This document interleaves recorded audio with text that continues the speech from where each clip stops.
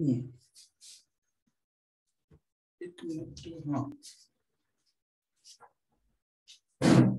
आज के पेपर में कुछ चीजें हैं वो काफी इंपॉर्टेंट है। कुछ टॉपिक देख लेते हैं, फिर हम लोग क्वेश्चन करेंगे। वो जो कल हमने छोड़ दिए थे, एक दो क्वेश्चन डेली करेंगे, ठीक है। आज का जो टॉपिक पहला है इंपॉर्टेंट जो मुझे लगा वो ये था MP LADS। ये एक टॉपिक है, अभी आज पेपर में था, ठीक है। MP LADS।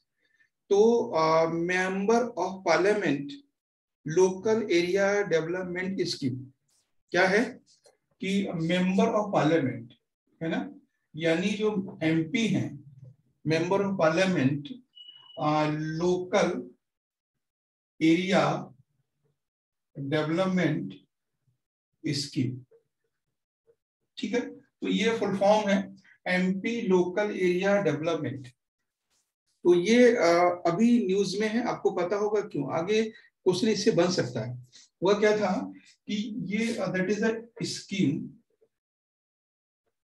है ना, किसकी है, सेंट्रल गवर्नमेंट की है ना, सेंट्रल गवर्नमेंट की स्कीम है। दैट वाज स्टार्टेड इन 1993। ये जो स्कीम है वो 1993 में शुरू की गई थी। इसमें था क्या कि जो MPs थे, MP मतलब Lok Sabha MP and Rajya Sabha MP, जो भी MP हैं लोकसभा के राज्यसभा के, उनके लिए पर ईयर है ना, उनके लिए पर ईयर एक फिक्स अमाउंट दिया जाता था, है ना। एक अमाउंट दिया जाता था 5 करोड़ का, ठीक है। 5 करोड़ का अमाउंट दिया जाता था किसके लिए, फॉर लोकल एरिया डेवलपमेंट, ठीक है, LAD।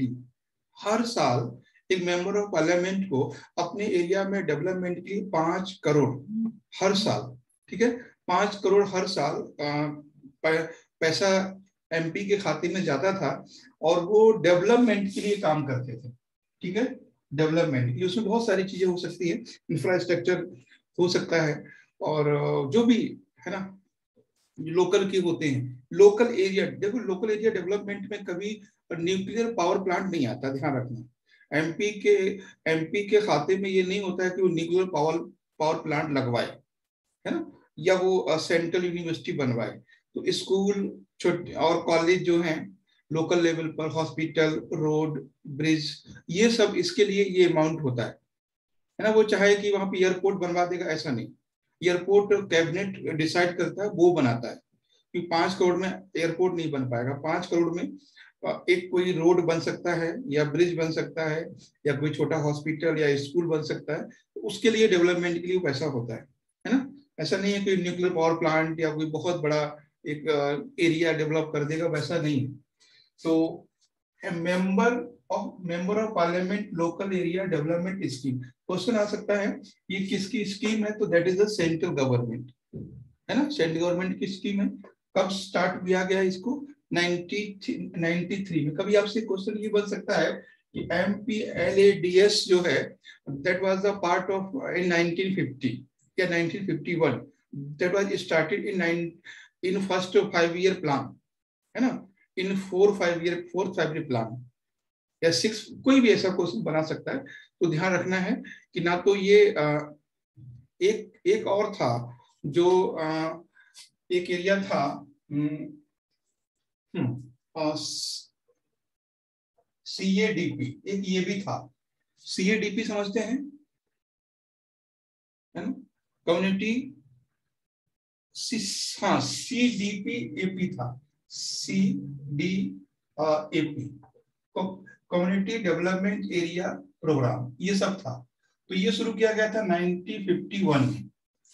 कभी इसे कुछ भी मिक्स करके दे सकता है, बट इतना याद रखना है दैट वाज स्टार्टेड इन 1993 में इसको शुरू किया गया था।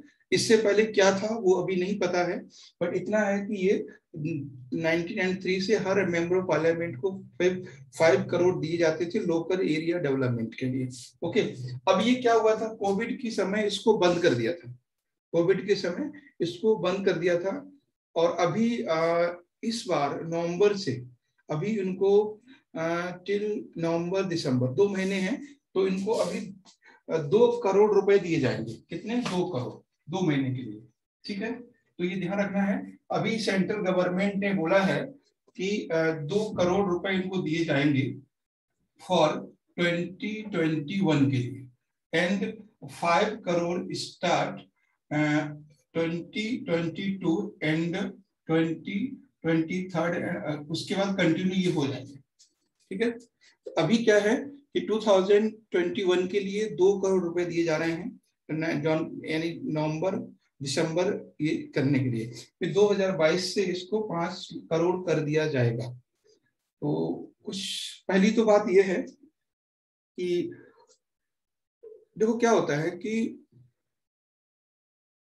चाहे वो लोकल मतलब मेंबर ऑफ लेजिस्लेटिव असेंबली हो, है ना, एमएलए हो, एक ये भी होता है एमएलए, है ना, एक एमपी होता है ना, तो मेंबर ऑफ मतलब लेजिस्लेटिव असेंबली। एक होता है एमएलसी, तो मेंबर लेजिस्लेटिव काउंसिल। तो ये आप जानते ही हैं, इसको हम लोग हिंदी में कहते हैं विधायक, है ना, हिंदी में कहते हैं विधायक, इसको भी विधायक कहते हैं एमएलए। तो एमएलए का member of legislative assembly and member of legislative council. ठीक है, ये चीज ध्यान रखना है। तो इनको भी 5 ईयर के लिए अमाउंट दिया जाता है for the development local area. उसी तरह से एमपीस के लिए भी दिया जाता है 5 करोड़। ठीक है, अब ये क्वेश्चन आता है कि जो एमएलए हैं या एमएलए रखते हैं या एमएलसी हैं, इनका जो फंड है उसको स्टेट गवर्नमेंट रोक सकती है, स्टेट गवर्नमेंट रोक सकती है। ठीक है, या एमपी का जो फंड है, एमपी फंड कह सकते हैं हम, MP fund stopped bye the central government. ठीक है, सेंट्रल गवर्नमेंट के द्वारा रोका जा सकता है। They can not challenge in court. तो कोई एमपी ये नहीं कह सकता नहीं जी मुझे चाहिए, सेंट्रल गवर्नमेंट जब चाहे उनको रोक सकती। क्वेश्चन यहीं से बनेगा, क्वेश्चन जो बनेगा वो यहीं से बनेगा कि क्या मेंबर ऑफ लेजिस्लेटिव असेंबली या मेंबर ऑफ लेजिस्लेटिव काउंसिल या member of parliament, member of Lok Sabha, जो भी है ना, उसका जो फंड है ना, वो लिमिटेड किया जा सकता है। बिल्कुल लिमिटेड भी किया जा सकता है, उसको रोका भी जा सकता है। लिमिट किया है, 5 करोड़ की जगह पे 2 करोड़ दिए हैं। ठीक है, और रोका भी जा सकता है ना, ऐसी कंडीशन आएगी तो गवर्नमेंट रोक सकती है। तो ये चीजें हैं। तो यहाँ तक कोई बताइए सर। सर, स्टेट गवर्नमेंट और सेंट्रल गवर्नमेंट में फर्क क्या है? जैसे आपके महाराष्ट्र के सीएम हैं, ठीक है, तो स्टेट गवर्नमेंट है। जैसे महाराष्ट्र के सीएम है, राजस्थान के सीएम है, यूपी के सीएम है, तो स्टेट के मुख्यमंत्री होते हैं, उसको हम लोग कहते हैं स्टेट गवर्नमेंट। और सेंटर का मतलब है जो भारत के प्राइम मिनिस्टर हैं वो सेंट्रल गवर्नमेंट है ना। 2 तरह के मिनिस्टर होते हैं, आपने देखा होगा। एक बोलते हैं केंद्रीय मंत्री, है ना, सेंट्रल मिनिस्टर, तो वो पूरे भारत के होते हैं। जो हमारे प्रधानमंत्री जी हैं पूरे भारत के हैं। और जो आपके महाराष्ट्र के सीएम हैं, आपके राजस्थान के हैं, एमपी के हैं, जिस स्टेट के भी हैं, तो वो स्टेट के लिए है। ठीक है, तो स्टेट में भी एमएलए को एक फंड मिलता है। सेंट्रल, हाँ, central government can stop fund of only MPs. MPs का ही रोक सकता है ना वो, है ना, सेंट्रल गवर्नमेंट ऑल एमपीज का रोक सकता है, ये ध्यान रखना है। ऑल एमपीज में जैसे ये अच्छा क्वेश्चन किया है कि मैसेज क्या था, ऑल एमपी एमपी, हाँ, वो एमएलए का नहीं रोक सकते हैं, ये ध्यान रखना। एमएलए पर डिपेंड करता है वो स्टेट का, स्टेट रोकेगा कि नहीं रोकेगा, है ना, ये चीजें हैं। और देखो क्या होता है कि जो फंड गवर्नमेंट ऑफ इंडिया की तरफ से जाता है या सेंट्रल गवर्नमेंट की तरफ से जाता है, वो रोक सकता है हर लेवल पे। जैसे मान लीजिए एक आपने अभी पंचायत में बहुत सारी ऐसी स्कीम्स हैं जो सेंट्रल गवर्नमेंट से आती है सीधे सीधे। मेरी बात समझ रहे हैं? पंचायत में भी, ग्राम प्रधान के अंडर भी बहुत सारी ऐसी स्कीम्स होती हैं जो सीधे सेंट्रल गवर्नमेंट के अंडर में आती हैं, यानी उनका पैसा 100% सेंट्रल गवर्नमेंट से आता है। तो सेंट्रल गवर्नमेंट जब चाहे उनको रोक सकता है। उसी तरह से जो पैसा स्टेट गवर्नमेंट की तरफ से आता है, किसी लेवल पे, चाहे वो एमएलए के लिए आए, चाहे वो पंचायत के लिए आए, तो उसको वो रोक सकते हैं। तो हम दे रहे हैं तो हम कभी भी रोक सकते हैं। ठीक है, ये चीजें जो दे रहा है वही तो रोक सकता है। अब ये नहीं हो सकता है कि भाई सेंटर से छत्तीसगढ़ के सीएम के लिए बोला जाए कि तुम अपने एमएलए को पैसा नहीं दोगे, है ना। छत्तीसगढ़ में कांग्रेस गवर्नमेंट है और सेंटर में बीजेपी गवर्नमेंट है, तो ऐसा नहीं हो सकता है कि सेंट्रल गवर्नमेंट स्टेट गवर्नमेंट को गाइडलाइन नहीं दे सकती है। हाँ, ये हो सकता है कि छत्तीसगढ़ में जो सेंटर की स्कीम्स हैं उनको वो रोक सकते हैं। मेरी बात समझ रहे हैं, उनको वो रोक सकते हैं, लेकिन जो एमएलए का फंड है उसको नहीं रोक सकते वो मुख्यमंत्री जानते हैं अपने। ठीक है, समझ में आई पूरी बात। अब यहाँ से क्वेश्चन क्या बन सकता है कि what is the importance of MPLADS। Importance क्या है? इम्पोर्टेंस ये है that is for the local area development, है ना। ये लोकल एरिया डेवलपमेंट के लिए होता है। और हाँ, ये मैं बता दूं, ये वो फंड है जो डिस्ट्रिक्ट कलेक्टर के जॉइंट अकाउंट में आता है, जिलाधिकारी। जब आप IAS बनते हो तो किसी डिस्ट्रिक्ट में जो जिलाधिकारी होते हैं उनका अकाउंट और MP अकाउंट एक साथ होता है। तो जब तक जिलाधिकारी या डिस्ट्रिक्ट मजिस्ट्रेट साइन नहीं करेंगे तब तक MP 5 करोड़ नहीं निकाल सकते हैं, है ना। तो हर डिस्ट्रिक्ट मजिस्ट्रेट जहां भी है ना, और वहां में जैसे मान लीजिए कोई डिस्ट्रिक्ट है, जैसे मान लीजिए जयपुर डिस्ट्रिक्ट है, ठीक है, तो जयपुर में बहुत सारे MP होंगे, बहुत सारे MP होंगे, कम से कम 2-3 तो होंगे ही। तो मान लीजिए 3 MP हैं, तो तीनों MP का अकाउंट डिस्ट्रिक्ट मजिस्ट्रेट अकाउंट से जुड़ा होता है। जो भी प्रेजेंट में वहां पे जिलाधिकारी होगा उसके साइन होने के बाद ही इनको पैसा मिल सकता है। ठीक है, ये चीजें होती है और यहीं पर कुछ हो जाता है, जो भी इनकम हो, प्रॉफिट हो, कह सकते हैं, इधर ही होता है। ठीक है, तो ये भी ध्यान रखना, ये पर ईयर मिलता है, नॉट फॉर 10 ईयर। ऐसा नहीं कि सिर्फ 10 ईयर के लिए मिलता हो, पर ईयर मिलता है। पर ईयर मतलब 5 × 5। एक MP के लिए कितना मिलता है? 25 करोड़। 25 करोड़ रुपए एक MP को मिलता है अपने 10 ईयर में, यानी 5 साल में। और अगर हम बात करें लोग राज्यसभा मेंबर की, तो उसको 6 साल के लिए मिलता है। जो मेंबर ऑफ राज्यसभा हैं उनका जो पीरियड होता है वो 6 साल का होता है, 10 ईयर। लोकसभा का 5 साल का होता है। ठीक है, तो कभी आपसे ये भी एक नॉर्मली क्वेश्चन बन सकता है। तो नॉर्मली क्वेश्चन क्या है, ये सब क्वेश्चन उठपटांग इंटरव्यू में बनते हैं। इंटरव्यू में पूछ सकते हैं कि अच्छा बताइए कि राज्यसभा का मेंबर को ज्यादा पैसे मिलते हैं, लोकसभा के मेंबर को कम मिलते हैं, ऐसा क्यों? तो आप सोचोगे ऐसा तो नहीं होना चाहिए। तो आपका क्वेश्चन ये भी, आपका आंसर ये भी हो सकता है, मुझे पता है। अगर वहां आपने दिमाग थोड़ा नहीं लगाया तो आप ये भी बोल सकते हो कि मेंबर ऑफ जो राज्यसभा है उसको जो जिस स्टेट से इलेक्ट होके आया है उसके लिए डेवलपमेंट करना है। बात समझ रहे हैं? अगर कोई राज्यसभा का मेंबर राजस्थान से आया है या केरला से आया है या मणिपुर से आया है, तो उसको पूरे स्टेट के लिए डेवलपमेंट के लिए काम करना है। यानी जैसे मान लीजिए आज हम बात करें, अगर कोई मेंबर राज्यसभा का है तो उसको पूरे स्टेट के लिए 5 करोड़ रुपए खर्च करने को मिलेगा। और एक मेंबर लोकसभा का है तो उसको जितने एरिया के लोगों ने उसको वोट दिए हैं उतनी एरिया वो डेवलपमेंट के लिए खर्च करेगा। ठीक है, तो आप लोग ये कह सकते हो कि इसलिए उसको ज्यादा मिलते हैं। ज्यादा नहीं मिलते, 5 करोड़ उसको भी मिलते हैं, बस टोटल टेन्योर अगर हम देखते हैं तो 1 साल ज्यादा मिल जाते हैं उनको, है ना। 1 साल ज्यादा मिलते हैं, लेकिन जो एक्सपेंस का एरिया है वो मेंबर ऑफ राज्यसभा का ज्यादा होता है। ठीक है, और जो लोग नॉमिनेट होते हैं उनका तो और ज्यादा होता है। नॉमिनेट का कितना होता है एरिया? सर ऑल इंडिया होता है। ठीक है, तो ये कुछ बेसिक क्वेश्चन है कि पर ईयर मिलता है और टोटल हाँ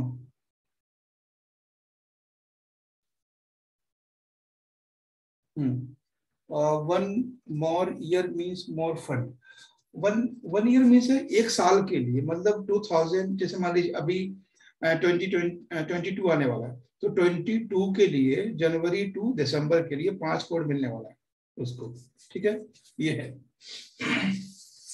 तो ये था MALDP। ये क्वेश्चन बनेगा आपका इस बार मेंस में जरूर बन सकता है। ठीक है, तो ध्यान रखिएगा, मेंस में क्वेश्चन आ सकता है क्योंकि बंद किया गया था। तो 2-3 बातें हैं, क्या इसको बंद किया जा सकता है ना, और इसमें डिस्ट्रिक्ट कलेक्टर का क्या रोल होता है, एडमिनिस्ट्रेशन कैसे उसको एडमिनिस्ट्रेट करता है, तो एडमिनिस्ट्रेशन इसको कंट्रोल करता है क्योंकि डिस्ट्रिक्ट मजिस्ट्रेट का जो अकाउंट है वो उसी से जुड़ा होता है। ठीक है, और क्यों रोका गया था वो आपको पता है, कोविड की वजह से। अभी मतलब एक इंटरव्यू वाला क्वेश्चन मैं आपको बता रहा हूँ। इंटरव्यू में क्वेश्चन पूछा जा सकता है कि जो MPLADS है वो क्या राहुल गांधी को मिलता है, वो सरकार में तो नहीं है। तो ध्यान रखना, जितने भी मेंबर ऑफ पार्लियामेंट में लोग हैं, इलेक्टेड, सेलेक्टेड, है ना, नॉमिनेटेड, सिलेक्टेड को नहीं, इलेक्टेड और नॉमिनेटेड दो ही तरह से होते हैं। ठीक है, उन सबको मिलता है।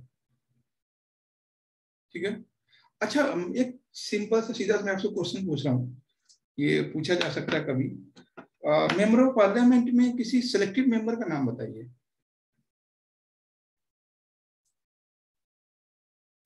सिलेक्टेड मेंबर, देखो 3 तरह के मेंबर होते हैं ना। ठीक है, एक होता है इलेक्टेड, ठीक है, एक होता है एंग्लो इंडियन, अपॉइंटेड, एक होता है नॉमिनेटेड, है ना, नॉमिनेटेड, और एक होता है सिलेक्टेड।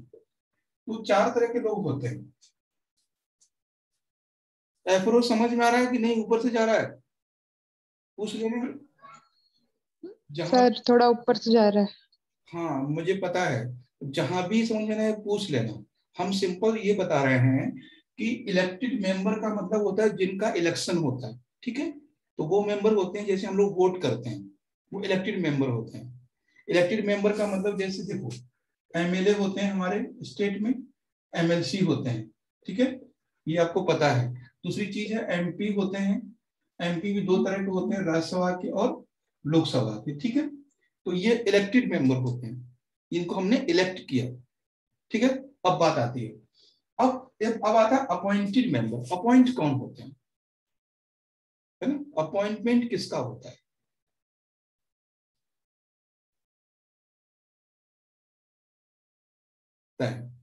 अपॉइंटमेंट का मतलब होता है किसी को कुछ लोग मिलकर उसके पोस्ट के लिए सिलेक्ट कर देते हैं। Like Lok Sabha speaker, Lok Sabha speaker का अपॉइंटमेंट होता है, अपॉइंटमेंट किया गया। ठीक है, तो वो व्यक्ति जो इलेक्ट है उसको किसी पार्टिकुलर पोस्ट के लिए लोगों ने बैठा दिया है, तो वो हो गया अपॉइंटमेंट। और नॉमिनेट का मतलब क्या होता है? नॉमिनेट सर जिसको प्रेसिडेंट नॉमिनेट करते हैं। हाँ, प्रेसिडेंट करें या गवर्नर करें या आप करें, ठीक है, आप भी कर सकते हैं। एक डिस्ट्रिक्ट मजिस्ट्रेट या डिस्ट्रिक्ट कलेक्टर किसी को भी अपने लोकल एरिया का, जैसे मान लीजिए कोई कॉलेज जैसे स्कूल्स हैं, ठीक है, किसी भी टीचर को नॉमिनेट कर सकता है कि आप इन पूरे इस डिस्ट्रिक्ट के जितने स्कूल हैं उनको वॉच कीजिए। तो नॉमिनेट का मतलब होता है कोई हायर अथॉरिटी, ध्यान समझिएगा, कि कोई हायर अथॉरिटी किसी को किसी वर्क के लिए नॉमिनेट करता है ना, मतलब आप इसके लिए करोगे। तो प्रेसिडेंट ऑफ इंडिया भी हैं, गवर्नर ऑफ इंडिया भी हैं, आप भी हैं। बहुत छोटे लेवल पे बात करते हैं। ठीक है, मतलब हमारे यहाँ कोई फंक्शन होता है तो बोलते हैं देखो रजाई गद्दे लाना तुम्हारी जिम्मेदारी है। तो क्या वो उस कैंडिडेट को हमने नॉमिनेट कर दिया और रजाई गद्दे का टेंशन उसका है। फिर बोलते हैं देखो भाई लाइट का काम तुम्हें देखना है, जनरेटर वगैरह, तो उसको लाइट के लिए हमने नॉमिनेट कर दिया। तो जो फैमिली का मुखिया है वो किसी कैंडिडेट को नॉमिनेट करता है किसी वर्क के लिए। तो वही चीज है कि नॉमिनेट का मतलब होता है हायर अथॉरिटी किसी लोअर अथॉरिटी को किसी वर्क के लिए नॉमिनेट करता है। अब जैसे प्रेसिडेंट ऑफ इंडिया है, ठीक है, प्रेसिडेंट ऑफ इंडिया जो है या गवर्नर है। अब प्रेसिडेंट ऑफ इंडिया की बात करते हैं। प्रेसिडेंट ऑफ इंडिया मान लीजिए उन्होंने गुलजार साहब को ले लिया, ठीक है, या किसी को भी, रेखा जी को ले लिया सपोज कीजिए, या सचिन तेंदुलकर को ले लिया। उनको बोला कि भाई आपका नाम है इंडिया में, सोसाइटी में आपने बहुत कुछ किया है और आप इंडिया की पॉलिसी में भी कुछ काम कीजिए। ध्यान दीजिएगा, चाहे वो गुलजार साहब हों, चाहे वो रेखा जी हों, चाहे वो हेमा जी हों, ठीक है, चाहे वो सचिन तेंदुलकर साहब हो, कोई भी हो, उनके लिए प्रेसिडेंट ने नॉमिनेट किया। President is a higher authority कि आप कुछ जो भारत की पॉलिसी है मेकिंग में भी खूब सपोर्ट कीजिए। तो वो चीज है। ये तो का प्रेसिडेंट ऑफ इंडिया की बात। राष्ट्रपति किसी भी व्यक्ति को, किसी भी का मतलब है किसी इंटर कॉलेज के टीचर को भी कर सकते हैं, वो है ना, किसी इंटर कॉलेज के टीचर को भी कर सकते हैं, क्योंकि सोशल सर्विस है वो। राज्यसभा में किसी का भी नॉमिनेशन हो सकता है, बट उसकी एज 30 साल से ज्यादा होनी चाहिए। ठीक है, प्रेसिडेंट कर सकते हैं नॉमिनेशन। ठीक है, तो अपॉइंटमेंट क्लियर हो गया कि हमने लोकसभा के लोगों ने मिलकर किसी को एक लोकसभा स्पीकर बना दिया। ठीक है, लोकसभा स्पीकर हमने बना दिया। ये हो गया अपॉइंटमेंट। नॉमिनेट आप समझ गए। अब आता है सेलेक्टेड लोग कौन होते हैं। मेरा पॉइंट ये थी, सेलेक्टेड लोग कौन है। अच्छा, आपने एक नाम सुना होगा, मैंने एक किताब पढ़ी थी, एक है B.K. अग्निहोत्री। नाम सुना है आप लोगों ने? B.K. अग्निहोत्री, उन्होंने हिस्ट्री की बुक लिखी, हम लोग पढ़ते थे उस समय। और B.K. अग्निहोत्री साहब, तो जो IAS ऑफिसर होते हैं, जो पार्लियामेंट सेक्रेटरी होते हैं, ध्यान समझिएगा, जो पार्लियामेंट सेक्रेटरी होते हैं वो सिलेक्टेड होते हैं। ये क्वेश्चन आपसे पूछा जा सकता है, कोई सीधे पूछ लेगा, आप नेता नहीं हो, आप राजनेता नहीं हो, फिर आप पार्लियामेंट में कैसे एंट्री करोगे, आप ब्यूरोक्रेट्स के फॉर्म में कैसे जाओगे? तो ब्यूरोक्रेट्स के फॉर्म में एज ए पार्लियामेंट सेक्रेटरी आप जाओगे। राज्यसभा के सेक्रेटरी भी रहे हैं, लोकसभा में भी सेक्रेटरी होते हैं, तो जितने भी सेक्रेटरी होते हैं वो सारे IAS सिलेक्ट होते हैं। IAS मतलब सिलेक्टेड है वो। ठीक है, तो जो कैंडिडेट सेक्रेटरी हैं, सचिव हैं, वो हैं। उसका एग्जांपल आप दे सकते हो, मतलब B.K. अग्निहोत्री काफी एक्टिव रहते हैं मीडिया में, मतलब काफी अच्छे हैं। कभी भी अगर आपने राज्यसभा की कोई बात होती है तो ये मीडिया वाले उनको पकड़ लेते हैं, मतलब बहुत जल्दी। और वो पता नहीं, जब हम लोग तो 2005-06 में हमने किताब पढ़ी थी उनकी, उस समय सर्विस में थे वो।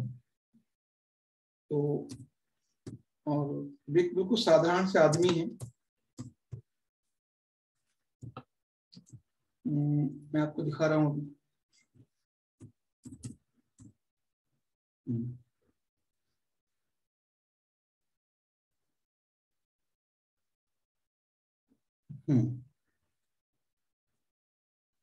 देखिए ये है, ये आपको क्या होता है ना, ये जैसे इस बार जो यूपीएससी हमेशा क्वेश्चन टफ तो देती नहीं है, आपको पता है। ठीक है, टफ क्वेश्चन कभी नहीं देते। ये है, ये आप देख रहे हो। ठीक है, तो ये B.K. अग्निहोत्री जी हैं जो बैठे हुए हैं। ये इन्होंने बहुत बुक लिखी, हिस्ट्री की है, हिस्ट्री बुक लिखी है। और भी लोग, क्योंकि ये न्यूज में रहते हैं, शायद ये राज्यसभा का ही चैनल है, तो है ना, राज्यसभा के रिटायर है ये। तो जब भी कुछ होता है तो लोग उनको डिबेट में बुला लेते हैं, और कभी भी कोई टॉपिक पे बात होती है तो होती है। ठीक है, तो आप समझ गए होंगे कि इलेक्टेड मेंबर वो होते हैं जो राज्यसभा, लोकसभा, विधानसभा, विधान परिषद के हैं। ठीक है, और अपॉइंटमेंट वो होते हैं जिसका अपॉइंटमेंट मिलके कर दिया जाता है। और नॉमिनेट वो होते हैं और जिनका हाई अथॉरिटी लो अथॉरिटी के लिए कोई रिस्पॉन्सिबिलिटी ड्रॉ करती है। और सिलेक्टेड वो होते हैं जो यूपीएससी से जाते हैं, जो सेक्रेटरी होते हैं वो। ठीक है, अब वो सिंपल सी बात है कि जैसे प्रेसिडेंट ऑफ इंडिया है ना, तो वो इसमें क्या है बता सकते हैं?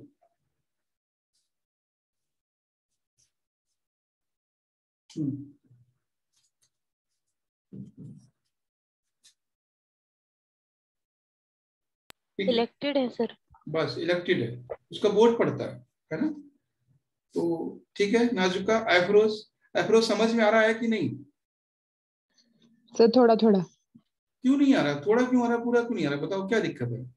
यहाँ ज्यादा लोग नहीं है, बोलो। सर वो MP MLA MLC तो एमपी देखो, MP member of legislative assembly, ठीक है, मेंबर लेजिस्लेटिव असेंबली। दूसरा है member of legislative council.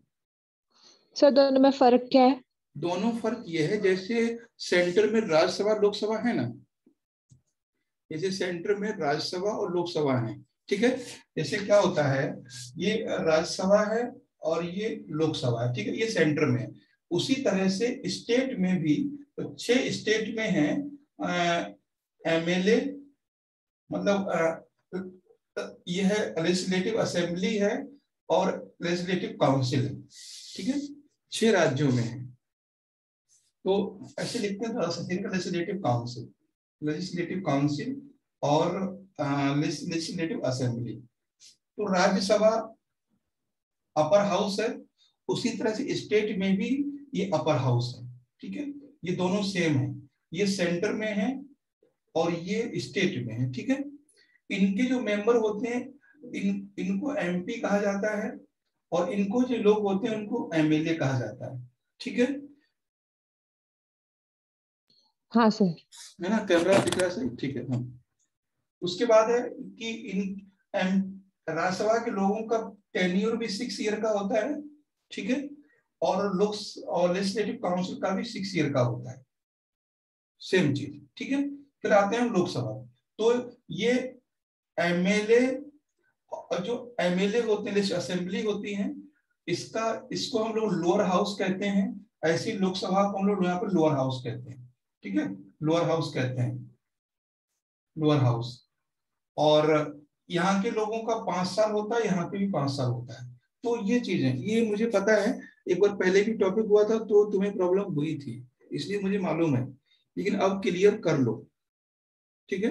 MLC problem कितना क्यों होती है इसमें, क्योंकि ये सिर्फ 6 राज्यों में, हर राज्य में नहीं है ना, तो ये सिर्फ 6 राज्यों में है। और महाराष्ट्र में तो है ना एमएलसी, क्यों मालती है या नहीं महाराष्ट्र में? सर महाराष्ट्र में है? महाराष्ट्र में तो है एमएलसी ना, महाराष्ट्र, कर्नाटका, तेलंगाना 3 में है, और इधर यूपी, बिहार और जम्मू कश्मीर में है। 3 राज्यों में इधर है, 3 उधर है, तो महाराष्ट्र में तो है ना। और ये चीज है, एक्चुअली क्या है ना कि जो हमारा मीडिया है वो सिर्फ मिर्च मसाला ही बताता है, इंफॉर्मेशन नहीं देता, मतलब हाँ, व्हाई नॉट इन, एक्चुअली सभी स्टेट्स में इसलिए नहीं है कि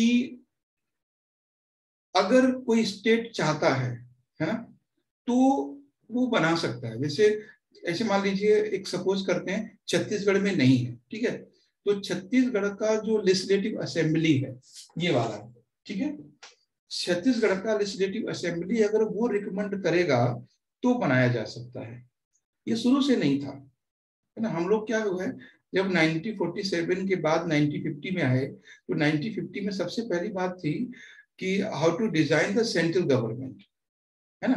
पहले तो प्रायोरिटी ये थी कि भाई बच जाओ, जिसको उधर जाना है उधर जाओ, जिसको यहाँ रहना है यहाँ रहो शांति से। तो पहले तो हम लोग इसमें उलझे थे 1947 में। फिर थोड़ा और आगे बढ़े तो देखिए कि यार इकोनॉमी बहुत प्रॉब्लम हो रही है ना, और यहाँ के कुछ लोग ऐसे थे जो पैसा देने पे लगे हुए थे पाकिस्तान को, हमारे पास वैसे खस्ता हालत थी, तो कई पाकिस्तान को दे रहे थे, कई बांग्लादेश को दे रहे थे, और ये कुछ लोगों को गुस्सा भी आ गया और गुस्सा निकाल भी दिया कुछ लोगों ने।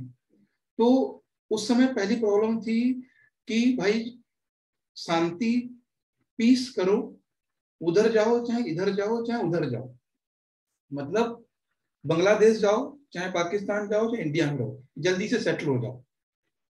आगे स्टेप था कि कैसे हम एक अपना जो इंडस्ट्रियल है, इकोनॉमी है ना, वो कैसे हम करें। तो उसमें दिक्कत हुई, गांधी जी ने बहुत कुछ किया और पटेल साहब भी, कई लोग थे। फिर जब हम 1915 पहुंचे, कॉन्स्टिट्यूशन बन गया, तो हमारी सेंट्रल गवर्नमेंट डिजाइन करनी थी, और 1951 तक या 50 तक अभी तक स्टेट डिजाइन नहीं है कंप्लीट। क्या है क्या 1950 में, 51 में या 2021 में सारे स्टेट डिजाइन हैं? कंप्लीटली नहीं है। क्यों? क्योंकि बिहार से झारखंड निकला, एमपी से छत्तीसगढ़ निकला, यूपी से उत्तराखंड निकला, तो है ना, आंध्रा से तेलंगाना। तो अभी बहुत सारे स्टेट हैं जो डिजाइन हो रहे हैं। तो एक यूनिफॉर्म जो एडमिनिस्ट्रेशन था या जो रूलिंग सिस्टम था वो डिजाइन नहीं हो पाया। तो ये कारण था। तो हमारा जो इंटीरियर रूलिंग सिस्टम है वो यूनिक नहीं है, मतलब यूनिफॉर्म नहीं है, एक जैसा नहीं है ना। लेकिन एक चीज कॉमन है कि हमारे यहाँ हेड ऑफ गवर्नमेंट होता है स्टेट में, है ना। अच्छा, आप बता सकते हो कि लक्षद्वीप का हेड ऑफ गवर्नमेंट कौन है? चलो दिल्ली का बता दो, छोड़ो, दिल्ली का बताओ, बहुत पंगा होता है दिल्ली को लेके। दिल्ली का हेड ऑफ गवर्नमेंट कौन है? अच्छा, पीएम, भारत का तो पता है ना, पीएम है। इंडिया का हेड ऑफ गवर्नमेंट पीएम है। हम पूछते दिल्ली का हेड ऑफ गवर्नमेंट कौन है? बड़ी लड़ाई होती है इसमें, है ना। एक बार बोला था, मीडिया में सुना करो, दिल्ली का बॉस कौन? राज्य उपराज्यपाल। मीडिया में आता है कि दिल्ली का बॉस कौन? उपराज्यपाल। तो मेरा मतलब कहने का है कि जो भारत सरकार का हेड है इज ए प्राइम मिनिस्टर, ठीक है। स्टेट का हेड है वो कौन है? चीफ मिनिस्टर, गवर्नमेंट के हेड, ठीक है। और जो यूनियन टेरिटरी के हेड हैं वो हैं एडमिनिस्ट्रेटर। एडमिनिस्ट्रेटर मीन्स उपराज्यपाल हो सकते हैं, ठीक है। जो जो लोग अपॉइंट किए जाते हैं वो होते हैं। दिल्ली के हेड केजरीवाल साहब नहीं है, कई बार आया है और इसीलिए परेशानी होती है उनको, है ना। आईआरएस थे लेकिन समझ नहीं पाए कि सारा पावर है फिर कुछ भी नहीं। किसी भी समय दिल्ली गवर्नमेंट के ऑर्डर को जो उपराज्यपाल है यहाँ के वो खारिज कर सकते हैं, क्योंकि ये शुरू में बोल दिया गया था कॉन्स्टिट्यूशन में कि जितने यूनियन टेरिटरी हैं उनका जो हेड होगा वो एडमिनिस्ट्रेटर होगा कोई, जिसको हम लोग उपराज्यपाल कहते हैं। जैसे पांडिचेरी है, लक्षद्वीप है, दमन और द्वीप है, चंडीगढ़ है, आपको पता है जितने यूटीज है, यूनियन टेरिटरी है, ठीक है। तो आप समझ गए होंगे कि हेड कौन है। तो कोई डाउट हो तो पूछ लो अभी।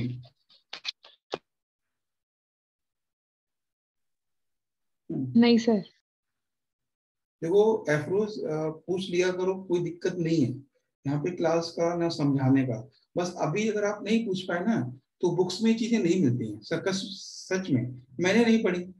कभी आप किसी गूगल में बुक में कहीं सर्च करना, who is the head of the Pondicherry, क्योंकि ये चीजें हम लोग प्रैक्टिकल से सीखते हैं, न्यूज़पेपर से सीखते हैं, डेली की ऐसी डिस्कशन से सीखते हैं कि पता नहीं कब चीजें कब क्लिक कर जाए, है ना। ये है, खैर तो ये चीजें थी। और कहाँ खो गया है बहुत दिनों से।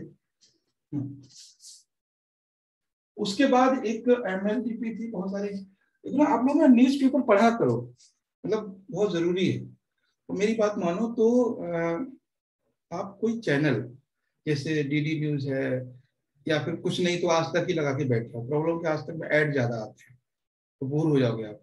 लेकिन कोई चैनल है ना न्यूज का, चला के छोड़ दिया करो, ऐसे ही कुछ ना कुछ उसमें आता रहता है। गाने सुनने से अच्छा न्यूज के चैनल, जैसे आप लैपटॉप पे बैठो तो मैं तो क्या करता हूँ, एफएम लैपटॉप पे खोल लेता हूँ, उसमें डीडी न्यूज मतलब एआईआर न्यूज है या जो भी न्यूज वाला चैनल है वो लगा लेता हूँ, है ना। बहुत ज्यादा परेशान हो जाता हूँ तो गाने सुन लेता हूँ। लेकिन ज्यादातर क्या होता है, न्यूज चैनल लगा रहता है। न्यूज चैनल भले वो डीडी न्यूज मतलब डीडी न्यूज हो या फिर एनडीटीवी हो या ये आज तक हो, कोई भी हो, केवल साउंड चलने दो।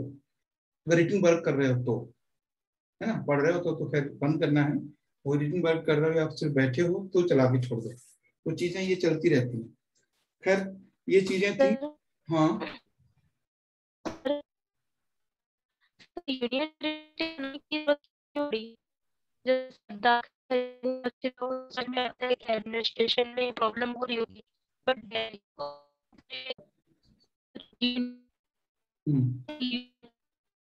यूनिट बनाने की जरूरत है। जैसे शिप है, लद्दाख है, तो वो एक बार एडमिनिस्ट्रेशन है, क्यों पड़े? आवाज अपने यहाँ डिस्कनेक्ट बहुत हो रही है, मेरी तरफ से तो ठीक है, और चाहे तो अपने मैसेज कर दीजिए, मैं पढ़ के बता दूंगा। ठीक है, मैसेज हमारे सामने है, कर दीजिए आप। बहुत ज्यादा डिस्कनेक्ट हो रही है आवाज। ठीक है, फिर हम आपके रिप्लाई कर देंगे जो भी हुआ। तो जब नेटवर्क सही आए तब बता देना आप। नेटवर्क की प्रॉब्लम अब यहाँ नहीं आएगी, क्योंकि थोड़ा ठीक ठाक है, और फाइबर की लाइन है, सब कुछ है, 5G है यहाँ पे। अब 5G नेटवर्क चलता है, तो नेट का इश्यू तो नहीं आएगा।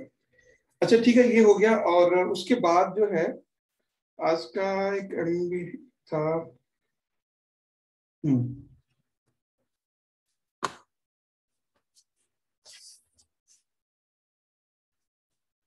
एक है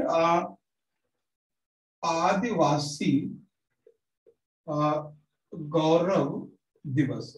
ठीक है, आदिवासी गौरव दिवस ये मनाया जाएगा। कब मनाया जाएगा? आदिवासी गौरव दिवस। ठीक, और ये काफी इम्पोर्टेंट है, आज के पेपर में था।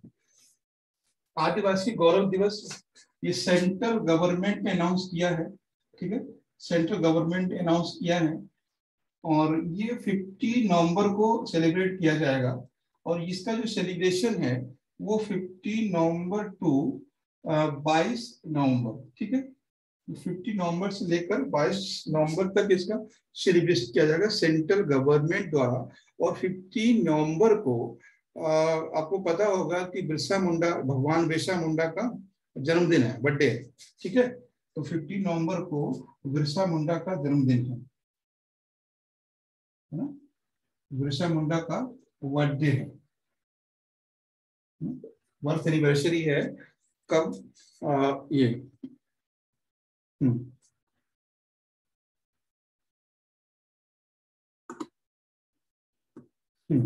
ठीक है, तो ठीक है, बता देंगे अभी।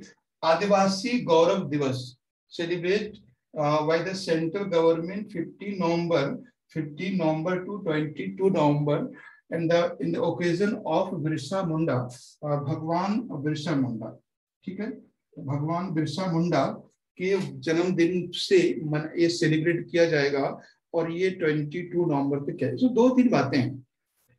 सबसे पहला है कि government focused on tribal community, यानी एराइज द मतलब ट्राइबल इश्यूज या कंसर्न द ट्राइबल कम्युनिटी। इस बार बहुत सारे पद्मश्री, पद्म भूषण अवार्ड मिले हैं उन लोगों को। ठीक है, तो कहीं ना कहीं वो कंसर्न है, कहीं ना कहीं वो उसके प्रति एक्टिव है। तो इसका इनका पर्पस क्या है, व्हाट इज द ऑब्जेक्टिव, है ना, ऑब्जेक्टिव्स क्या है इसके। तो मैं आपको बताऊं कि जो ऑब्जेक्टिव्स है वो क्या है, ये बता सकते हैं कि what is the objectives this celebration.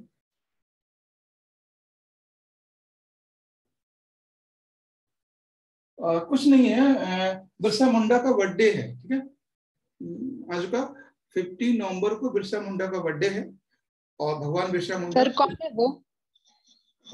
Birsa Munda को नहीं जानते? नहीं सर। देखिए, बिरसा मुंडा हमारे देश के बहुत बड़े फ्रीडम फाइटर रहे हैं, है ना। उनको लोगों ने भगवान की टाइटल दिया हुआ है। बिरसा मुंडा एक्चुअली ये छत्तीसगढ़ से, मतलब ये झारखंड से हैं। संथाल जनजाति, ये मुंडा जनजाति जो क्या है ना, मुंडा एक ट्राइब है। ठीक है, मुंडा क्या है, एक ट्राइब है, और मुंडा ट्राइब में ही एक बिरसा हुए हैं, बिरसा, है ना, बिरसा। तो बिरसा एक फ्रीडम फाइटर थे, है ना, फ्रीडम फाइटर थे। और ये 1857 में या उसके बाद भी फ्रीडम फाइटर करते रहे। मतलब ये फ्रीडम फाइटर यानी ड्यूरिंग द इंग्लिश। ठीक है, इंग्लिश के समय ये एक्टिव थे, और इन्होंने अपने आसपास के लोगों को, बिरसा मुंडा ने अपने आसपास के लोगों को इतना ज्यादा, ये लोग आसपास के लोग इन पे बिलीव करते थे, इनको भगवान मानते थे। आज भी अगर आप छत्तीसगढ़ जाओ या फिर झारखंड में जाओ तो आपको बिरसा मुंडा हर 20, मुझे लगता है कि 50 मीटर पे आपको कुछ न कुछ दिख जाएगा उनके नाम पर, या तो कोई चौक या चौराया या दुकान या कुछ भी। हर 50 मीटर पे मैंने देखा है झारखंड में कि हर 50 मीटर पे कुछ ना कुछ उनके नाम से है ना, वो इतना पॉपुलर है। तो लोगों को बिरसा मुंडा के बारे में ये लोगों को बिलीव था कि ये भगवान है और अंग्रेजों की गोलियों का इन पे असर नहीं होगा। जैसे आपको बताऊं, जब गांधी जी जब चलते थे, है ना, गांधी जी चलते थे तो बहुत से लोगों को ये बिलीव था कि गांधी जी के पास कोई डिवाइन पावर है, गॉड गिफ्टेड पर्सन है, वो हमें बचा लेंगे। और ये आप जब जो नई एनसीईआरटी है अगर आप पढ़ोगे ना, 12th क्लास का एनसीईआरटी है, तो बहुत से लोग भगवान, मतलब भगवान समझ के गांधी जी की पूजा करते थे। लोगों को ना आज भी आप, मतलब पता नहीं, मैंने देखा है कि लोगों ने मोदी जी का कहीं मंदिर बनाया है ना, तो लोग क्या होता है कभी कभी किसी व्यक्ति को बहुत ज्यादा रेस्पेक्ट करने लगते हैं। तो वही है बिरसा मुंडा जो है, वो मुंडा ट्राइबल कम्युनिटी के हैं और ये बहुत रेस्पेक्टेड पर्सन थे। ये पहले पर्सन है जिन्होंने ब्रिटिशर्स के अगेंस्ट फाइटिंग की थी सबसे पहले। अगर आपसे कभी पूछा जाए कि अंग्रेजों के खिलाफ सबसे पहला, है ना, सबसे पहला एक्शन किसने लिया था, तो ब्रिटिशर्स के खिलाफ सबसे पहला एक्शन ट्राइबल कम्युनिटी के लोगों ने लिया था। ये आप लोग समझ रहे होंगे, पता नहीं आप लोगों ने उस लोकल लेवल पे चीजों को देखा है कि नहीं देखा है। मैंने थोड़ा बहुत देखा है कि कभी भी कम्युनल राइट होते हैं, कभी भी, या कभी भी कोई मतलब कल्चरल राइट्स होते हैं, तो जो सबसे, जिसको हम लोअर स्टेप कहते हैं, सबसे पहले वो सामने आता है। कभी भी फ्रीडम स्ट्रगल के लिए कोई ब्राह्मण, क्षत्रिय या कोई पढ़ा लिखा नवाब या सरकारी नौकर या वकील नहीं आया था निकल के। सबसे पहले यही लोग थे, बनवासी। बनवासी मीन्स आदिवासी ट्राइबल कम्युनिटी के लोग। ये जो संथाल थे, मुंडा थे, बुक्सा थे, बहुत सारे लोग थे। तो सबसे पहले अंग्रेजों का जो अपोज किया है तो ट्राइबल कम्युनिटी के लोगों ने किया है ना, सबसे पहले। आपको पता है, बहुत एक एग्जांपल मैं और देता हूँ। जैसे जब ये अन्ना जी का आंदोलन चला था दिल्ली में 2011 में, अन्ना हजारे का, तो अन्ना हजारे के आंदोलन में हम जैसे लोग शामिल नहीं हुए थे, सूट बूट वाले, सच बता रहा हूँ। हाँ ठीक है, रेस्पेक्ट करते थे, वो बात सही है, हम अन्ना जी को हर कोई करता, हम क्या रेस्पेक्ट करते, लेकिन उनके लिए हम सड़क पे नहीं गए, उनके लिए हमने लाठियां नहीं खाई। लाठियां खाने वाले कौन लोग थे? रिक्शा चलाने वाले, ठेली लगाने वाले, किसान लोग, वो लोग थे जिन्होंने लाठियां खाई। उनके लिए पढ़े लिखे लोग कोई नहीं गए, ना बिजनेसमैन गए कोई। ठीक है, ये अलग बात है कि अब दो चार लोग थे जिनके दिमाग में था पॉलिटिक्स, चाहे वो कुमार विश्वास हो, चाहे वो केजरीवाल साहब हो, चाहे वो किरण बेदी हो, लेकिन जो क्राउड था ना वो मतलब क्या कहते ना कि वो जेन्युइन था, कह सकते ना, वो कोई ऐसा नहीं था, आर्टिफिशियल नहीं था वो। ठीक है, तो ये चीजें हैं। तो मुंडा, हाँ, पहला चीज है कि ब्रिटिशर्स के अगेंस्ट में सबसे पहले ट्राइबल कम्युनिटी यानी आदिवासी लोग खड़े हुए थे अगेंस्ट में, सबसे पहला। दूसरी बात है कि बिरसा मुंडा कौन है, तो मुंडा ट्राइब के एक व्यक्ति हैं और ये मुंडा ट्राइब के थे। उस समय छोटा नागपुर कहलाता था। क्या? छोटा नागपुर। तो आज जो झारखंड वाला एरिया है उसको छोटा नागपुर कहते थे। तो अंग्रेजों, मतलब लोगों को भरोसा था कि इनके गोली चलेगी, इनको लगेगी नहीं, तो अंग्रेजों ने इनको 2 बार मारा था, है ना, अंग्रेजों ने इनको 2 बार मारा था। पहले इनको गोली मारी, फिर इनको फांसी लगाई। ये लोगों के मन में बिठाने के लिए, देखो तुम्हारे जो नेता है वो भगवान नहीं है, वो इंसान है। तो इनको, ये वो व्यक्ति, इनको 2 बार मारा गया था, मतलब एक बार गोली मारी गई थी और फिर एक बार उनको फांसी दी गई थी। ठीक है, तो ऑब्जेक्टिव क्या है? Aware about freedom struggle of Adivasi community. ठीक है, आदिवासी कम्युनिटी या ट्राइबल कम्युनिटी। तो सिर्फ इसका ऑब्जेक्टिव ये है टू नो या टू सेलिब्रेट या टू पे द ट्रिब्यूट या कुछ भी कह सकते हैं, उनका हम लोग आभार व्यक्त करेंगे, है ना, उनका रेस्पेक्ट करेंगे ट्राइबल कम्युनिटी का, जो उन लोगों ने फ्रीडम फाइटर में उस समय स्ट्रगल में सपोर्ट किया था या उन्होंने स्टार्ट किया था। ठीक है, तो यह आदिवासी गौरव दिवस 15 नवंबर को है और ये 15 से 20 तक है और ये भगवान बिरसा मुंडा के बर्थडे से शुरू हो रहा है।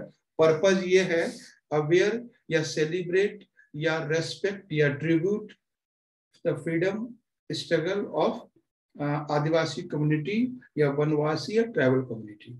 ठीक है, कोई डाउट है, दिक्कत है, बताओ। सर हाँ, ये तो इतने पहले हो चुका है, तो ये लोग अभी क्यों निकालते हैं ये सब? अभी इसलिए निकालते हैं ताकि हम लोग जो उनके लोग हैं उनको भूला न दें, उनको हम, तो क्या होता है ना, जैसे जैसे ट्राइबल कम्युनिटी है, तो ट्राइबल कम्युनिटी एक बहुत बड़ा एरिया हमारे पास है। जैसे झारखंड है, पूरा झारखंड लगभग 80% एरिया। आप लोग पता नहीं गए कि नहीं गए, हम तो झारखंड एक बार गए हैं और झारखंड रांची मतलब कैपिटल है झारखंड की। ठीक है, तो वहां का जो बाजार मैंने देखा, तो मतलब ऐसा बाजार था जो हम लोगों के गांव में भी उतना खराब नहीं होता है। रांची कैपिटल है झारखंड की, और मतलब वो इतना बैकवर्ड एरिया कैपिटल का, और जस्ट उसके मुझे लगा है कि 200 मीटर पे महेंद्र सिंह धोनी का बंगला था जहां हम ठहरे थे। ठीक है, और उसके 200 मीटर की दूरी पे एक मार्केट था। मार्केट को मैंने ऑब्जर्व किया, उस मार्केट में 98% जो लोग हैं बेचने वाले वो ट्राइबल कम्युनिटी के हैं, और किसी के शरीर पे पूरे कपड़े नहीं थे, तो आधे भी नहीं थे।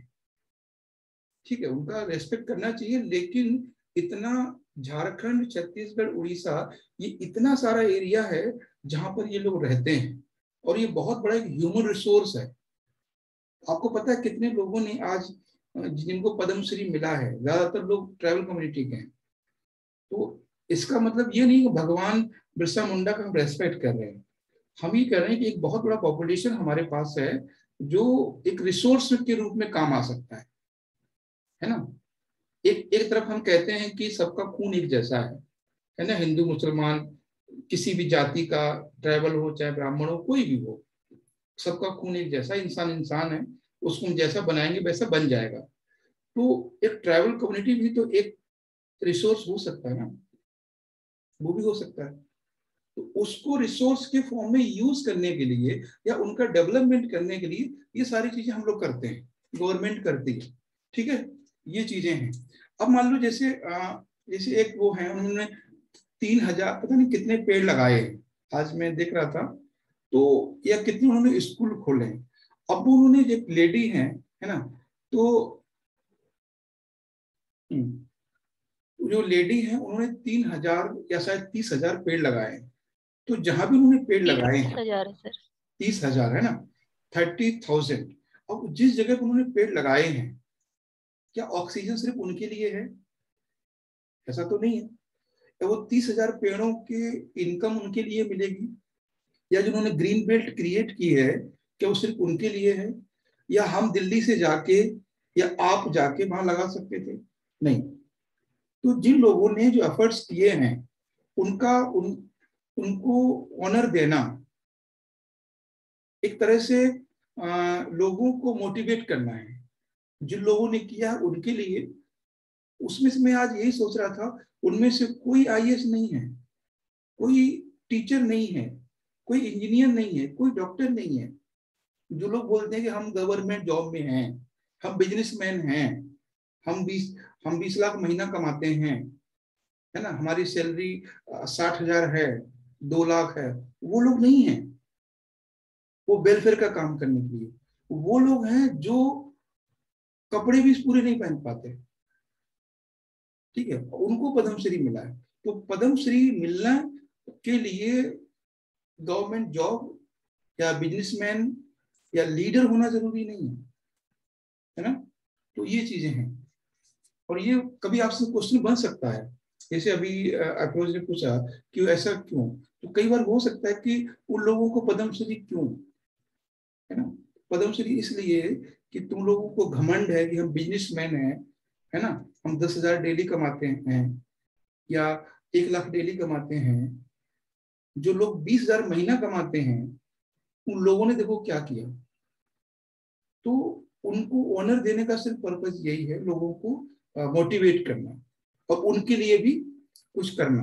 ठीक है, नाश्ता करिए सर, रिपीट द ऑब्जेक्टिव। देखो ऑब्जेक्टिव इसका क्या है, ऑब्जेक्टिव सिंपल सा है कि कह सकते हैं ना कि जो लोग आदिवासी कम्युनिटी है, ठीक है, तो give the respect Adivasi community for the freedom struggle, give respect for Adivasi community for the freedom struggle. जो उन्होंने फ्रीडम स्ट्रगल के लिए किया है उस समय, उसके लिए उनको रेस्पेक्ट देना है, लोगों को बताना है, अवेयर अबाउट दिस एक्टिविटी। जैसे अभी अभी मान लीजिए अफरोज है ना, 20-21 साल की उम्र है, अभी ये नहीं पता भगवान बिरसा मुंडा कौन है। तो जो नए बच्चे हैं हमारे, आ रहे हैं बच्चे, उनको बताना है कि वो व्यक्ति जो कपड़े पूरे नहीं पहनता था, तीर कमान चलाता था, उसने पंगा ले लिया अंग्रेजों से। तो इतना कुछ किया उन्होंने वो लोकल के लोगों को कि लोग उनको भगवान मानने लगे, है ना। आज जाओगे तो हर तीसरी दुकान झारखंड में, छत्तीसगढ़ में बिरसा मुंडा के नाम से होगी। तो ये चीजें हैं, ठीक है। तो ये सब चीजों को बताना जरूरी होता है। और बताएं कुछ, ठीक है। तो मुझे लगता है टाइम ज्यादा हो गया क्या। अच्छा, एक चीज और थी, दो तीन बातें हैं। देखो मैं आपको चीज बताता हूँ, मैं चीज यहाँ पे बता दूंगा आपको पहले कि देखो आपकी स्क्रीन शेयर कर रहा हूँ मैं। डेली ना सुबह आपको टॉपिक डालूंगा यहाँ पे, और आपको कम से कम वो टॉपिक तो देख लेना है, ठीक है। अभी बता रहा हूँ, जैसे ये वेबसाइट है, वेबसाइट का लिंक तो मैं, ये नई वेबसाइट है वो नहीं है, इस पे बहुत काफी काम हो रहा है। जैसे ये न्यूज डेली, ठीक है, तो ये वाला इसका लिंक जो है ग्रुप में दे दूंगा। वैसे लिंक आप सामने ही है, जैसे ये लिंक है, देखो यूआरएल देख रहे हो आप लोग, ये vivalikaisacademy.in, www.vivalikaisacademy.in, इसको डालना है गूगल में, सिंपल से आ जाएगा। इसमें हम लोग क्या करें, इसमें न्यूज टुडे है, तो अगर जो जिस दिन के टॉपिक हैं मेन, जैसे आज के टॉपिक ये थे जो मुझे डिस्कस करने थे और आपको लिए भी जानना जरूरी है। जैसे ये टॉपिक थे, ये USA join international solar alliance, ठीक है, IMD वार्न हैवी रेन इन तमिलनाडु। तो आप कोशिश करना एक बार सुबह को ना, मतलब सुबह को 10 सुबह ही 8-9 बजे इसको देख लिया करना एक बार। अब जैसे मान लीजिए हमसे टॉपिक ये नहीं हो पाया अभी, है ना, कोई दिक्कत नहीं, आप रखो इसको याद, हम भी रखेंगे, लेकिन इसको डिस्कस करना है। जैसे यही टॉपिक आज नहीं हो पाया, कोई बात नहीं, लेकिन करना है। आज ये हाईलाइट में था, पता है ना, यूएसए ने ज्वाइन किया है ISA को। तो ये चीजें हैं, इसको मैं आपको लिंक मेरे सामने दिख रहा है, यही है ना, www.vivalikais.in, इसको देखना है। और कुछ टॉपिक भी मैं लिख के बता देता हूँ।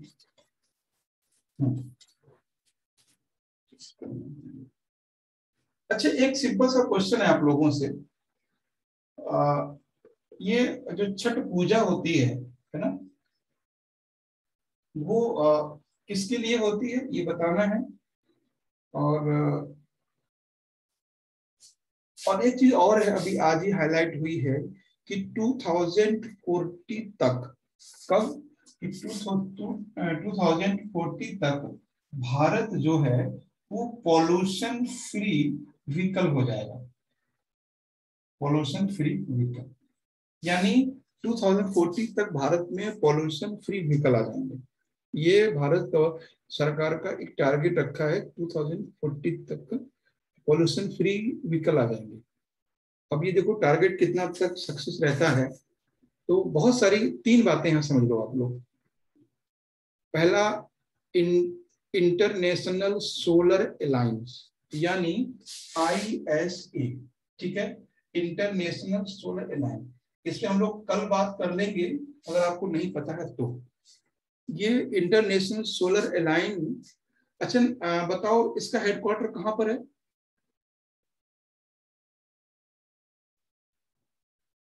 पता है? इसका हेडक्वार्टर गुरुग्राम में है, हरियाणा में, पास में। देखो ये कल हम लोग डिस्कस करेंगे जरूर इसको। इंटरनेशनल सोलर अलायंस जो है वो भारत सरकार के द्वारा शुरू किया गया था, हमारे प्राइम मिनिस्टर के द्वारा शुरू किया गया था। आज इसमें 101 कंट्री है, यानी 101 इसमें देश शामिल हो गए हैं। ठीक है। और अभी ये अब ये हाईलाइट क्यों हो गया? क्योंकि यूएसए ने भी इसको ज्वाइन कर लिया है। अब यूएसए आप जानते हो सुपर पावर है ना? तो जब कोई खास मेहमान हमारे घर आ जाता है तो हमारा घर भी है ना सुपरस्टार बन जाता है। तो वही बात है, जब यूएसए शामिल हुआ है तो अपने आप में एक टॉपिक हो गया एग्जाम के लिए। तो आईएसए पे क्वेश्चन कुछ ही बन सकता है, इसमें हम लोग डिस्कस करेंगे कब बना और क्यों बना। क्यों का मतलब अच्छा बता सकते हो मालती, ये क्यों बनाया गया था? एक लाइन में पर्पज क्या था इसका? 2015 बना है ना, 6 साल हो गया आज। सर ग्रीन एनर्जी को बढ़ावा देने। हाँ ठीक है, मतलब ग्रीन मतलब सोलर एनर्जी के यूज को इंक्रीज करना है ना। ग्रीन एनर्जी बहुत सारी आ गई, हाइड्रो पावर भी आ गया है ना, विंड एनर्जी भी आ गई। यहाँ जो solar alliance, international solar alliance है, इसका पर्पज ये था टू इम्प्रूव या to increase use of solar energy, है ना। सोलर एनर्जी के यूज को बढ़ाना है। और उसका इनडायरेक्ट क्या था? कंट्रोल द ग्लोबल वार्मिंग या कंट्रोल द क्लाइमेट चेंज। और सिर्फ क्योंकि आप ग्लोबल वार्मिंग कंट्रोल करने के लिए बोलोगे तब भी गलत नहीं है, क्लाइमेट चेंज कंट्रोल करने के लिए बोलोगे तब भी गलत नहीं है, ग्रीन एनर्जी की बोलोगे तब भी गलत नहीं है। लेकिन अगर ये बोलोगे ना सोलर एनर्जी को यूज को बढ़ाने के लिए, तो ये ज्यादा से मतलब अच्छा है, एकदम सीधा है जो है वो। ठीक है, तो ये चीज है, तो इस पे हम लोग बात करेंगे। क्योंकि 2040 तक भारत ने बोला है कि पोल्यूशन फ्री व्हीकल हो जाएगा। हमारे भारत में कोई भी ऐसा व्हीकल नहीं बचेगा जो पोल्यूशन करेगा। अब आज कितना 21 हो गया है, 22 हो गया है, 18 साल और बचे हैं। अब देखो क्या होता है। तो 18 साल में कई लोग निकल लेंगे जिन लोगों ने वादे किए हैं। क्यों? बहुत सारे लोग जो अभी सरकार में हैं 18 साल में, मुझे लगता नहीं है कि जो मंत्रिमंडल दिख रहा है वो होगा, है ना। तो सरकार में इतने मोटे मोटे लोग हैं, इनको डायबिटीज तो होगी। 18 साल का टारगेट दे दिया, देख लो अपना तुम संभाल लेना जो बचोगे, है ना। अनुराग ठाकुर जैसे लोग बचेंगे तो ऐसा ही है सर, क्यों, है ना। राष्ट्रीय ऐसा ही है, ये लोग वादे करके निकल जाएंगे, इनकी उम्र तो है नहीं आने वाले, बस सोचेंगे अपने साथ। हाँ, अब हमारे पीएम योगा फीगा करते रहे तो ठीक है, नहीं तो फिर वो भी 18 साल बहुत होते हैं, है ना। और जिनकी हम जिक्र कर रहे हैं उनका तो सारा समझ ही रहे हो किसकी हम बात कर रहे हैं, वो तो डेफिनेट नहीं होंगे, है ना। तो ये वीडियो यूट्यूब पे भी जाता है तो ज्यादा खुल के बोलना ठीक नहीं है। तो अच्छा, छठ पूजा में क्या होता है? किन की पूजा होती है छठ में? अच्छा बताओ, अफरोज बताओ, बताओ अफरोज। सर मुझे नहीं पता। हाँ देखो, नाजुका को पता है, सूर्य की पूजा होती है ना। ये पता होना चाहिए ना, ये बहुत सी, ये इंटरव्यू में बहुत लताड़ेगा आपको, है ना। कोई लेडीज रहेगी तो वो पता नहीं क्या क्या बोल देगी। लेडीज तो होती है इंटरव्यू बोर्ड में। तो और एक तो एक्चुअली क्या है ना, हमारे यहाँ बहुत प्रॉब्लम है रिलीजन को लेके, है ना। अगर हम हिंदू हैं तो हिंदू को ज्यादा हमने हाईलाइट किया तो वो हमें बहुत ठीक है घसीटते हैं। अगर कोई की मतलब यहाँ ये नहीं है कि कौन क्या है, लेकिन अगर आपने अपनी चीजों को ज्यादा तवज्जो दी और दूसरी चीजों को निगलेक्ट किया तो वो फिर नहीं छोड़ते हैं, है ना। तो ऐसा नहीं है कि सिर्फ एक स्पेशल कम्युनिटी की बात कर रहे हैं, जो भी है। तो इसमें भगवान सूर्य की पूजा होती है। और और इसमें लोग कहते हैं कि ज्यादा तो मुझे भी नहीं पता, हमारे इधर भी नहीं होती है, ठीक है। तो मालती ने शायद देखी होगी, तो आपके इधर होती है मालती? सर होती है पर ज्यादा नहीं होती, बहुत कम उसमें परसेंट में, तो मैं भी नहीं देखी हूँ। हाँ, तो कभी खैर वो मतलब ये है कि छठ जो है वो इनकी देवी है, मैंने गाने वगैरह सुने हैं। बिहार में ज्यादा है। हाँ, बिहार में, ईस्टर्न यूपी में मतलब ये गोरखपुर से शुरू हो जाती है, लखनऊ से शुरू हो जाती है, लखनऊ से लेकर फिर उधर बंगाल तक, उधर झारखंड तक, उधर अनूपपुर तक, उधर है एमपी में। ठीक है, तो मतलब भगवान सूर्य की पूजा होती है, और छठ है जो उनकी देवी हैं। और ये शायद बच्चों के लिए भी होती है, और घर में जो लोग हैं, है ना, खासकर हस्बैंड हैं, उनकी लंबी उम्र के लिए होती है, बच्चों के लिए भी होती है। तो वो खैर अलग अलग बातें हैं, लेकिन क्वेश्चन कभी ये पूछा, क्योंकि आजकल ना ये छठ पूजा जो है पूरे इंडिया में हो रहा है। अच्छा हाँ, एक चीज मैं बता दूं आपको कि जैसे एक लोहरी फेस्टिवल है, ठीक है, और छठ है, तो जो छठ का जो एक्सपेंशन है वो तेजी से हो रहा है। ऐसा क्यों? मतलब आज से 10 साल पहले मुझे भी नहीं पता था ये छठ क्या होती है, बहुत कुछ तो अभी भी नहीं पता है, मतलब वो लोग क्या करते हैं वहां जाके। लेकिन हाँ, तो ये तो है कि कुछ तो पता चला। तो बता सकते हैं कि लोहरी की कंपेयर में, या मतलब ईद की कंपेयर में हम मान सकते हैं, ईद तो खैर बहुत बड़ा फेस्टिवल है, वो इंटरनेशनल है, लोहरी का एग्जांपल लेते हैं कि इसमें क्यों मीडिया भी है, बिल्कुल सही है, और सर टीवी सीरियल। एफरोज के लिए टीवी सीरियल है। तो देखो क्या होता है, बहुत सिंपल सी बात समझाते हैं। एक आपने बचपन में कहानी सुनी होगी, विवेकानंद और मर्दाना, भी सुनी है? विवेकानंद की, इसमें एक स्टोरी में है, शायद विवेकानंद जी हैं और उनके एक शिष्य हैं, मतलब मतलब हैं, साथ रहते हैं। तो विवेकानंद जी एक गांव में जाते हैं, तो उनका रेस्पेक्ट नहीं होता है, उस गांव में जाते हैं, तो वो गांव के लोगों को एक आशीर्वाद देते हैं कि इस गांव के लोग हमेशा इसी गांव में रहें। ये हमने स्कूल लाइफ में स्टोरी पढ़ी थी, शायद विवेकानंद जी ही थे। तो उनके साथ मर्दाना जो उनके शिष्य थे, उन्होंने कुछ नहीं बोला। फिर विवेकानंद दूसरे गांव में गए, तो वहां के लोगों ने उनका बहुत रेस्पेक्ट किया, उनको मतलब खाना खिलाया, जो भी बहुत ही प्यार दिया, सम्मान दिया उनको। तो वहां विवेकानंद ने बोला कि इस गांव के लोग पूरे देश में फैल जाएं, इस गांव में ना रहें, इस गांव के लोग इस गांव में ना रहें। तो मर्दाना जो शिष्य थे वो बोले कि ये क्या आपने गुरुजी किया, जो लोग, जिन लोगों ने आपने गलत, जिन लोगों ने आपका गलत व्यवहार किया आपके साथ, उनको तो आपने बोला उसी गांव में रहें, और जिन लोगों ने आपका रेस्पेक्ट किया उनको बोल दिया कि आप ये इस गांव में कोई ना रहे।